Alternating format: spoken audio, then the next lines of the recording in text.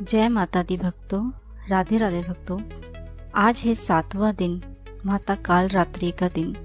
तो चलिए माता काल रात्रि की व्याख्या सुनिए। नाम से ही अभिव्यक्त होता है कि माँ दुर्गा की ये 7वीं शक्ति काल रात्रि के नाम से जानी जाती है, अर्थात जिनके शरीर का रंग घने अंधकार की तरह एकदम काला है। नाम से ही जाहिर है कि इनका रूप भयानक है। सिर के बाल बिखरे हुए हैं और गले में विद्युत की तरह चमकने वाली माला है। अंधकार में स्थितियों का विनाश करने वाली शक्ति है काल रात्रि। काल से भी रक्षा करने वाली ये शक्ति है। इस देवी के 3 नेत्र हैं। ये तीनों ही नेत्र ब्रह्मांड के समान गोल हैं। इनकी सांसों से अग्नि निकलती रहती है। ये गंधर्व की सवारी करती हैं। गंधर्व मतलब गधा। ऊपर उठे हुए दाहिने हाथ की वर मुद्रा भक्तों को वर देती है। दाहिनी ही तरफ का एक नीचे वाला हाथ जो है वो अभय मुद्रा में है, यानी भक्तों हमेशा निडर निर्भय रहो। बाईं तरफ के ऊपर वाले हाथ में लोहे का कांटा तथा नीचे वाले हाथ में खड्ग है। इनका रूप भले ही भयंकर हो, लेकिन ये सदैव शुभ फल देने वाली माँ है, इसलिए ये शुभकरी कहलाती है। अर्थात इनसे भक्तों को किसी भी प्रकार से भयभीत या आतंकित होने की कतई आवश्यकता नहीं। उनके साक्षात्कार से भक्त पुण्य को भागी बनता है।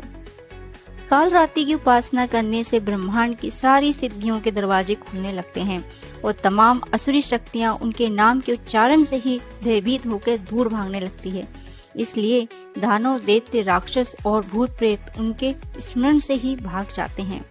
ये ग्रह बाधाओं को भी दूर करती है और अग्नि, जल, जंतु, शत्रु और रात्रि भय दूर हो जाते हैं। इनकी कृपा से भक्त हर तरह के भय से मुक्त होता है। बोलिए जय माता दी। आगे भक्तों, मैं आपको 7वां अध्याय सुनाने जा रही हूँ, जो कि चंड और मुंड का वध था। वो किस प्रकार से हमारी माता ने किया था, ध्यान होके सुनिएगा। और यदि आप प्रसन्न हो रहे हैं मेरे उच्चारण से, मेरे बताए गए अध्यायों से, तो कृपया करके आप चैनल में जो है सहभागी बनिएगा और सब्सक्राइब कर लीजिएगा। चलिए सुनते हैं चंड और मुंड का वध। ऋषि बोले, तब आज्ञा पाते ही चंड मुंड आदि दैत्य आयुधों से सुसज्जित होकर चतुरंगिनी जैसे सेना के साथ चल पड़े। वहां पहुंचकर उन्होंने देखा कि हिमालय की ऊंची स्वर्ण की चोटी पर सिंह पे देवी बैठी हैं और मंद मंद हंस रही हैं। जय माता दी। इस प्रकार उसे देखकर पकड़ने की चेष्टा करने लगे। किसी ने धनुष चढ़ा लिया, किसी ने तलवार संभाल ली एवं कितने ही देवी जी के पास पहुंच गए। तब अंबिका जी उन शत्रुओं के प्रति क्रोध आ गई और तब वो भयानक मुख वाली काली देवी तलवार तथा पाश लिए प्रकट हो गई। उन्होंने अद्भुत सा खंडवांग धारण किया हुआ था। नरमुंडों की माला शोभित थी। चीते के मर्म की साड़ी पहनी हुई थी। शरीर का मांस सूखा दिखाई देता था। अत्यंत भयानक रूप था। मुख को खोल रखा था। लपलपाती हुई जीवा और भी भयानक थी। धसी हुई लाल लाल आंखें थी। गर्जना से सभी दिशाओं भर गई थी। तब तो वह बड़े वेग से दैत्य सेना पर टूट पड़ी। बड़े बड़े असुरों को मारती हुई उनका भक्षण करने लगी। उन पार्श्व रक्षकों को, अंकुशधारियों को, महारथ तथा योद्धाओं को, घंटों के साथ कितने हाथुओं को एक ही हाथ से पकड़ के मुंह में डालने लगी। वैसे ही घोड़ों के साथ रथों एवं सारथियों को मुंह में डाल डाल के अत्यंत भयानक रूप से दांतों से उन्हें चबाती जाती थी।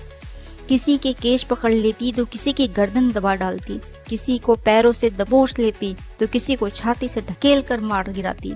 असुरों के द्वारा छोड़े हुए शस्त्रों को मुंह से पकड़ती जाती और दांतों को पीसती जाती। काली जी ने इस प्रकार बलवान दुरात्म असुरों की वह सेना कुचल डाली। कितने ही असुरों को मार दिया। उस देवी ने कुछ एक तलवार को काट गिराए, कुछ एक खंडवांग से पीट दिए और कुछ एक दांतों से कुचल दिए।